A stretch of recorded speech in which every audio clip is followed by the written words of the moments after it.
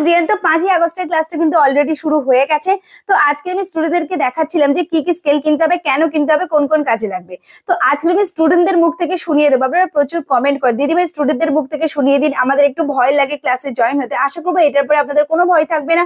তো এখানে দেখুন যা যা স্কেল লাগবে সেগুলোই আমি ওদেরকে বোঝাচ্ছিলাম, আর পুরোটা আজকে শোনাবো স্টুডেন্টরা কিভাবে কি বলছে না বলছে। তো চলুন শোনানো যাক আপনাদেরকে। এবারে আমি প্রথমত আপনাদের আজকে জিজ্ঞাসা করব যে আপনারা আজকের ক তারিখ আর আজকের আপনারা মানে ক তারিখের ক্লাসটা জয়েন করেছেন।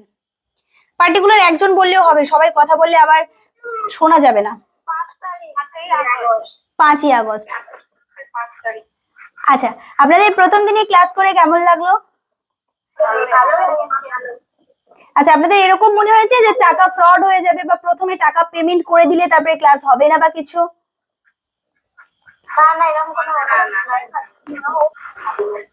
Thank you so much.